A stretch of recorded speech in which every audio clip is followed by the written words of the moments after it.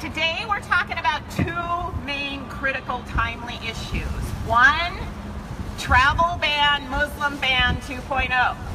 Okay? Boo! Still an important, timely topic, okay? We want an update on that. We're lucky to have Doug Honig here from the ACLU to talk to us about it. The second issue we're going to be talking about is the Judge Gorsuch nomination, right?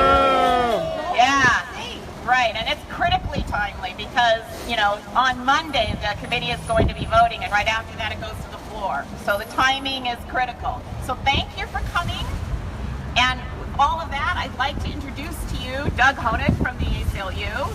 He's the communications director of the ACLU of Washington. Since 1990, he oversees media relations, publications, and educational programs. He speaks widely about all kinds of civil liberties that are under threat to community groups and school groups because, at an early age we need to learn about this stuff. Yeah. Not wait till we have a disastrous election. Yeah. Previously, he was an award-winning freelance journalist in Seattle. He wrote for the Seattle Weekly, the Seattle Sun, the Seattle Post-Intelligencer, the Northwest Passage, and produced documentaries for KUOW-FM and KCTS-TV. So please welcome Doug Honig. Thank you. Very glad to be here. I've followed Indivisible since it started out at Pantsuit Nation, and just delighted to see it grow. No, much closer. A little closer, I can do that. I'd like to I'm not an attorney, I'm a communications director, and I'm going to give some context before I get into the travel ban issue. First of all, as you know, the ACLU has been around for nearly 100 years. We were founded to defend the Bill of Rights, and the idea was very similar to the idea of Indivisible, that you have to have people willing to stand up for America's basic laws, the Constitution, or it just becomes a piece of paper. Our political leaders will repeatedly say how much they adore it, how much they believe it, and will violate it right, left, and center unless there's groups of organized people willing to stand up and hold them accountable for following what the Bill of Rights means. Yes. Especially rights they violated. Yeah. Yes. And I brought a few things that few show and tell items that I have extras to give away. It's a little hard in the weather, but if you want to see me afterwards, no one trumps the Constitution. I think you do. And that includes you-know-who. Yes. Now, one thing to keep in mind, however, is when we talk about the Bill of Rights and its principles, what we're really talking about is people. It's not just abstract ideas. It wouldn't matter if it was abstract ideas. It's all about people. The ACLU is a people's organization. We have many lawyers. Some of my best friends are lawyers, but we exist because we have people. Anybody can join. Our membership, believe it or not, has nearly tripled since Election Day. And that's great. Now, it's especially important to remember about people when we talk about immigration policy and things like a travel ban. When you hear the words, they sound kind of abstract: policy, wantedness, etc., etc. This is about how we treat people here in America. And it's important to remember the Bill of Rights is written not to say U.S. citizens, but all people in America. So we all have rights. Now, the other thing to keep in mind is when we're talking about people, it's not just individuals. When we talk about immigrants, we're talking about people who are part of the fabric of our community. Many of them have children, spouses, relatives. They have co-workers. If they go to school, they have classmates. They all have friends.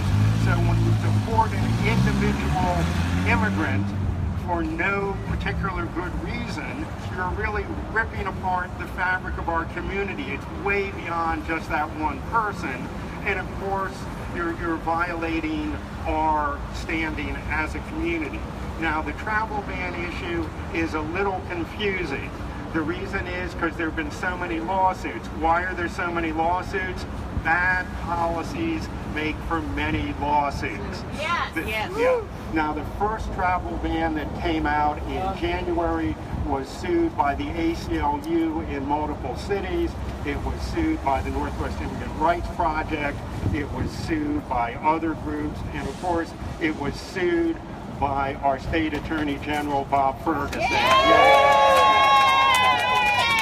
Yes, we're leaders. The ACLU was very proud to submit friend of the court briefs supporting the AG's lawsuit, focusing on how it impacts people. What happened was there was a court ruling that put this on hold nationwide, so the Trump administration regrouped and came up with a revised policy. Guess what? All the groups that had sued said the new one is a little bit better, but it's still clearly unconstitutional, unacceptable, and inhumane in the way it treats people. So lawsuits, all the lawsuits went forward, new ones were filed. And the leading court, and there were court rulings against it in Hawaii and in Maryland, and the Trump administration has decided they'll appeal the one in Maryland. So that's the one that's going forward, but the policy itself is on hold because of the court ruling. Now, the ACLU of Washington filed its own lawsuit on behalf of people who are not immigrants, but people who came here to work or to be students from other countries. How does this affect them?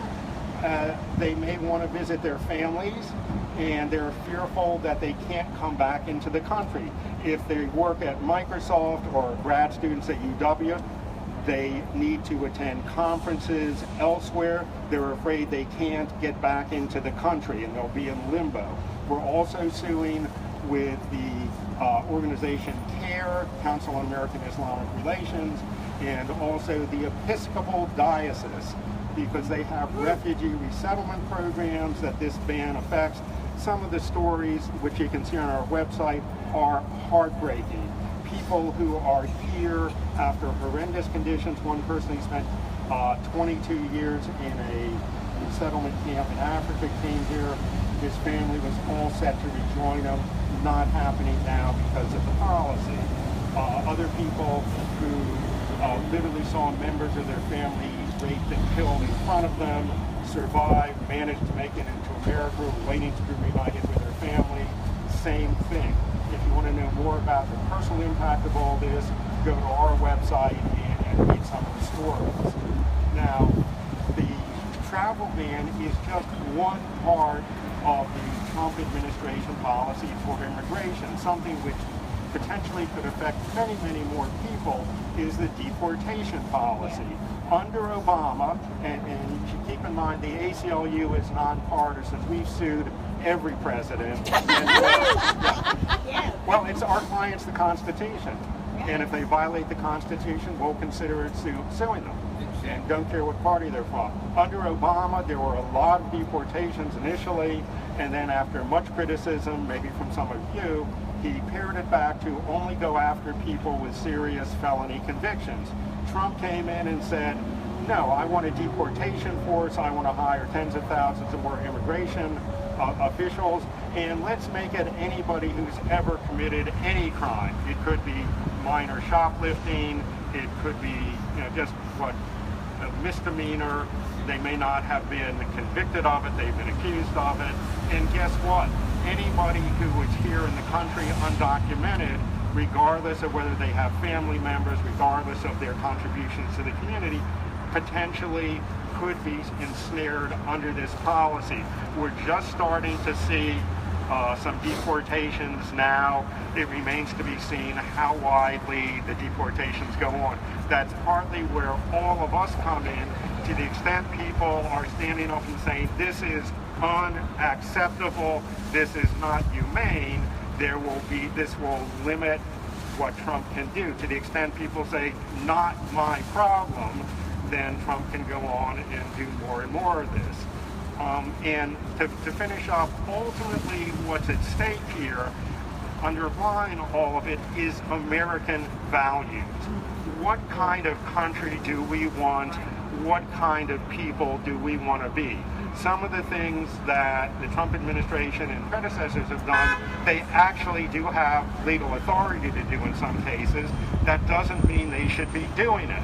If somebody is here as a member of our community, came here unlawfully, undocumented a while ago, but has been with deep roots in the community, or is not doing anything that's a problem, why should we be tearing up the community, tearing apart their family, and deporting them? We should be finding ways we can embrace them and keep them here in this community. And that's really ultimately what the Bill of Rights, the ACLU, and Indivisible are all about. Who do we want to be as an American people, and will we stand up for the values that we think America stands for? And thank you all so much for standing up in this weather. Yay!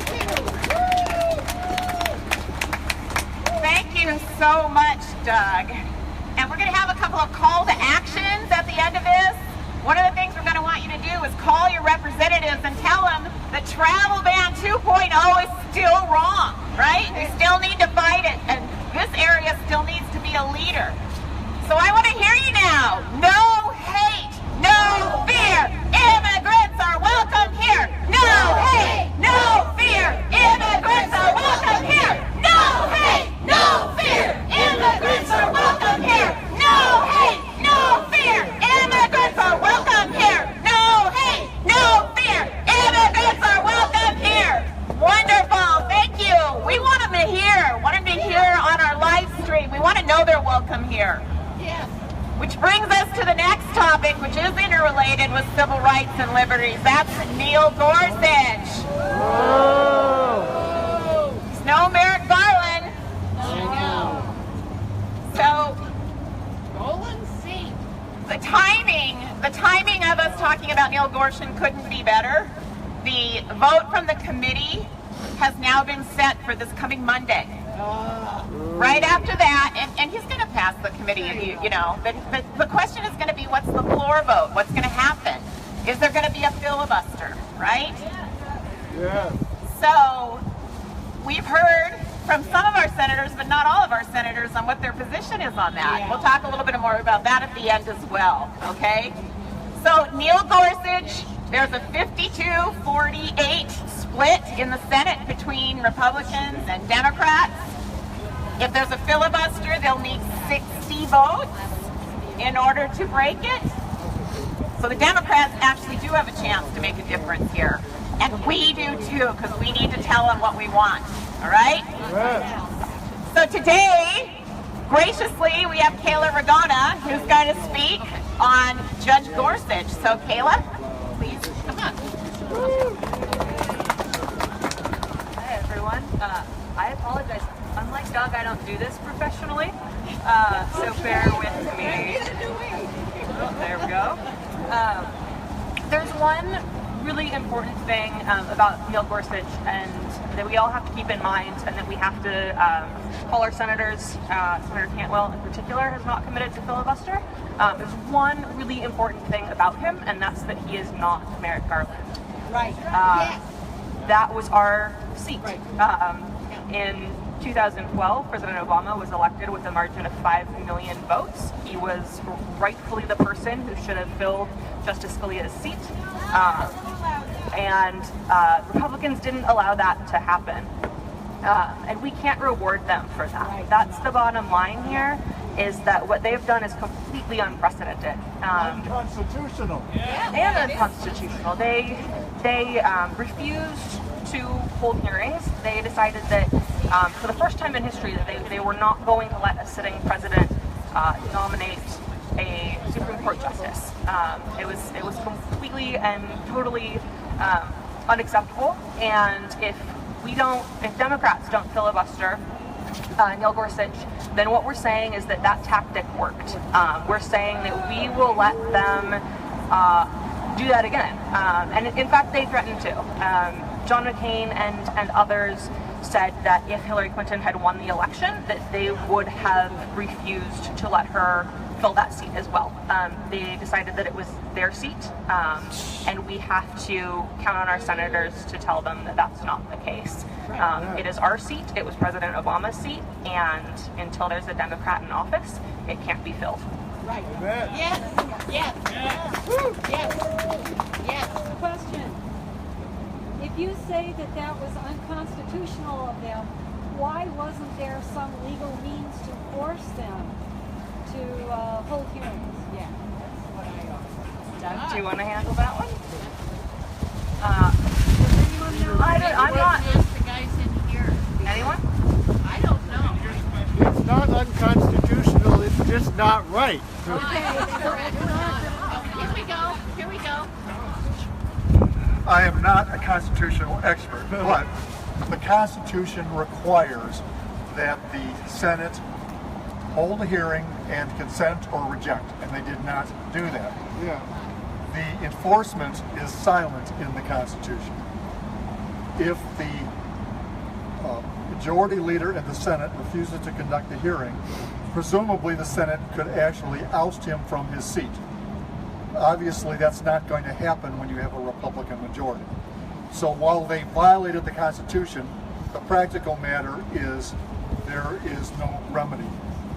Much like the Constitution prohibits, under the Emoluments Clause, a president to take extra funding from foreign governments who are currently booking at his hotels.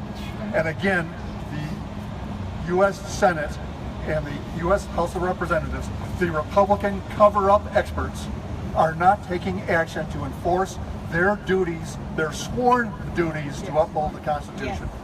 The only real recourse is us, to vote people out if they don't follow and obey their constitutional duties. Thank you.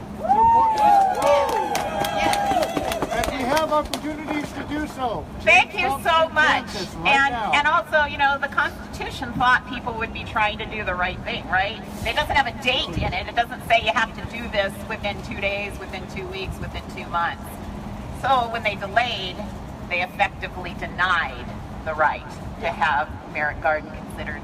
Some people saying it's not too late for them to reconsider. There's a lot of reasons why people are opposed to Neil Gorsuch. It doesn't have to do with his resume. It has to do with his point of view. Did any of you guys watch the confirmation hearings last week? Yeah. Did you notice that he didn't tell us what he thinks about anything? Right.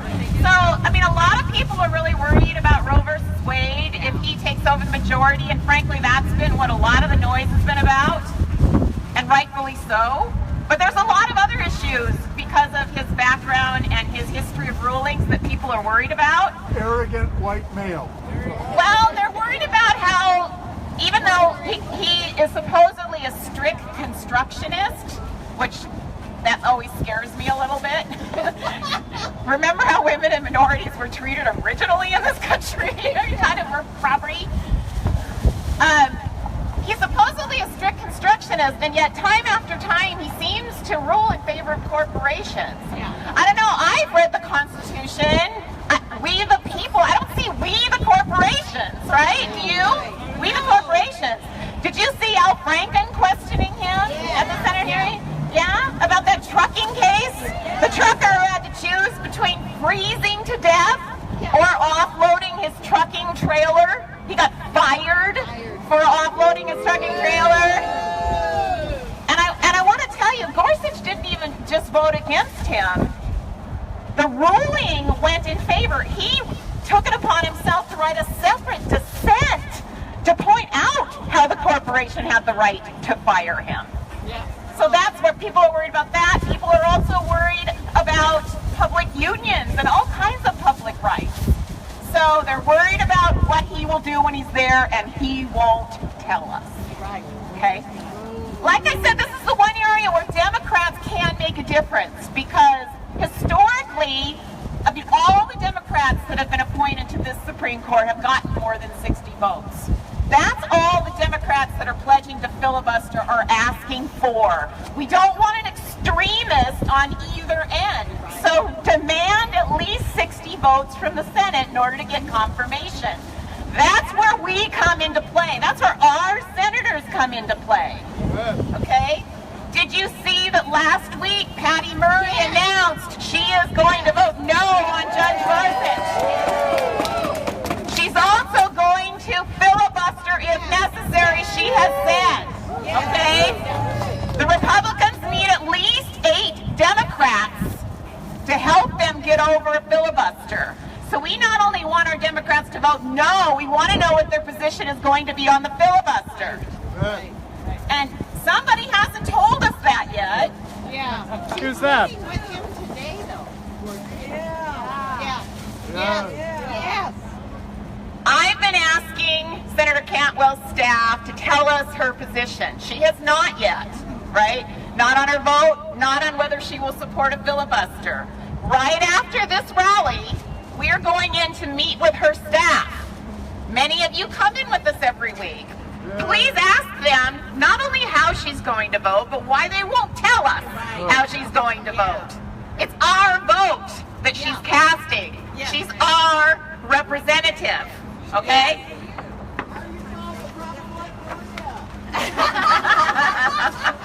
Filibuster Gorsuch.